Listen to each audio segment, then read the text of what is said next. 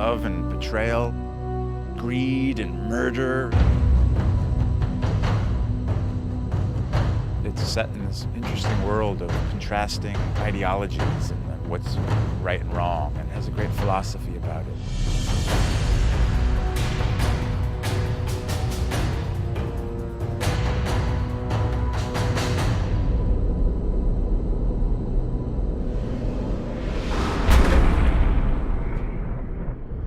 Game of Thrones is about power struggles in a fantasy kingdom called Westeros, and it's about a struggle for the Iron Throne, which is the seat of power in this kingdom.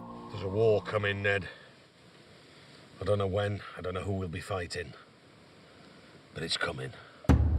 At the core of it, there's a conflict for power between two great houses initially, House Stark and House Lannister. The other major houses are all contenders as well. It's a suitably complicated political situation. The old truth that power corrupts, I think, is very valid, and it shows in this series. You see characters that come into power and how they change.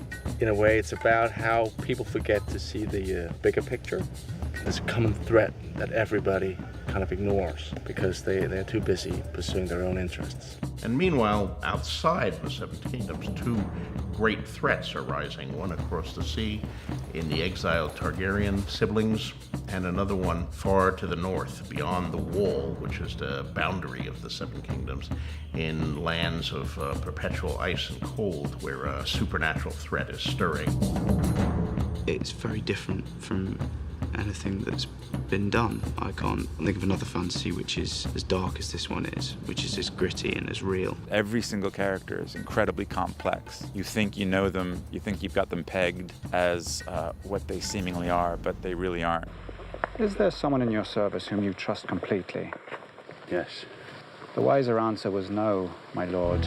It's not a good guys, bad guys story. It's a story where everybody is pursuing their own interest and everybody is following their own code, and it's about those interests and those ethics coming into conflict with each other, and it just provides a much richer story than the guys in white beating the guys in black. Lord Baelish, perhaps I was wrong to distrust you. Distrusting me was the wisest thing you've done since you climbed off your horse. It's quite a big, sprawling, epic kind of story, and fascinating characters, different characters, very rich, sort of tasty characters in there. You don't know who they all are and how they fit in. Shouldn't be out here, my lord. There's no telling who has eyes where. Let them look. So I've found it's very dense and it's very multi-layered. I think that's what I found quite intriguing and quite fascinating about this thing.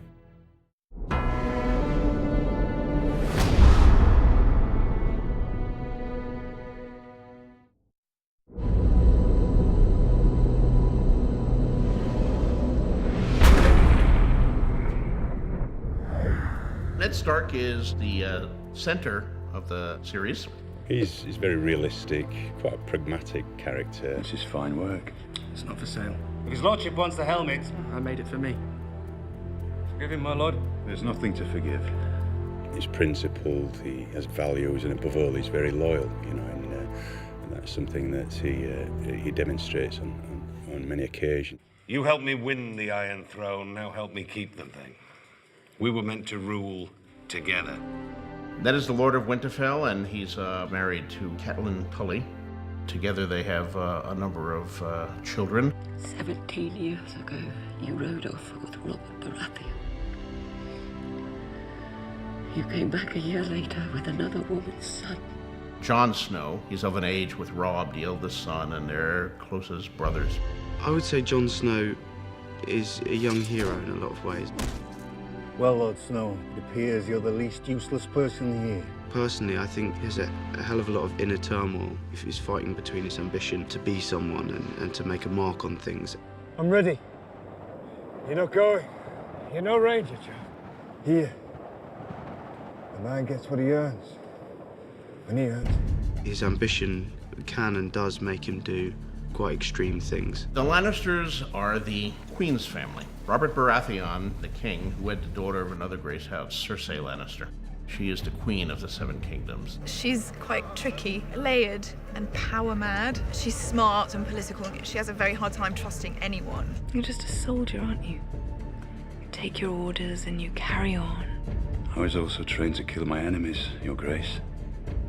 As was I. There's a definite sense with Cersei that if it will further her game of power, she'll get rid of anybody. It doesn't really matter. Jaime, her twin brother, is one of the members of the King's Guard. It would be good to have you on the field. The competition has become a bit stale. I don't fight in tournaments, because when I fight a man for real, I don't want him to know what I can do. He is a soldier, and he doesn't care about the politics. He knows the game, and he does not want to be directly involved in it. Cersei and Jaime also have another brother, Tyrion Lannister. Tyrion Lannister, because of his size, has had a very complicated upbringing in relation to his father and his sister. He's very well read. He has 0 powers with physical defenses, so he has to defend himself with his wit and charm. Why'd you read so much? Look at me and tell me what you see. Is this a trick? What you see is a dwarf. My brother has his sword, and I have my mind. And a mind needs books like a sword needs a whetstone. There's a set of characters that you also encounter who are across the Narrow Sea on an entirely different continent.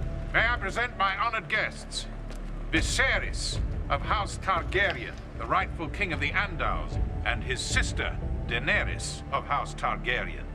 He's a man on a mission. He's fairly obsessive about one thing, which is regaining his crown. When they write the history of my reign, sweet sister, they will say it began today. He's very bitter and resentful of the people who took it from him, and he carries a huge burden. His sister is Daenerys Targaryen, also known as Daenerys Stormborn. Tell them to stop. You want the entire horde to stop? For how long? Until I command them otherwise. She goes on such a journey. She gets put up with a lot of obstacles coming her way, and every time she overcomes them, she succeeds, and she kind of just gets stronger and stronger as she goes on. She's an incredible, incredible, wicked person. There's plots within plots and wheels within wheels, and many people competing for one seat.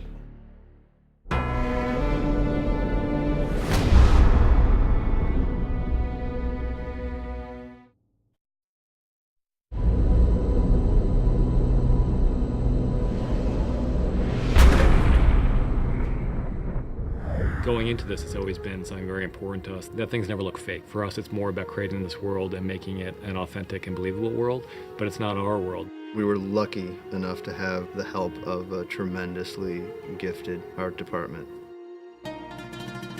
I'm responsible for the look of the show, from the kind of the floor to the sky. I'm working out what the CGI is going to be, the whole look of it from there downwards, so that we have a complete look to the series. You've got to create a world from scratch that feels like you're in a different time and different place. So it's creating different environments that work, that feel real but don't feel like, you know, either contemporary or known periods. That's the main thing. The biggest challenges have been, I guess, the scale of the event. We've created very high standards for ourselves. It's a lot of bits to this, and it just has been a lot of stuff to pull together.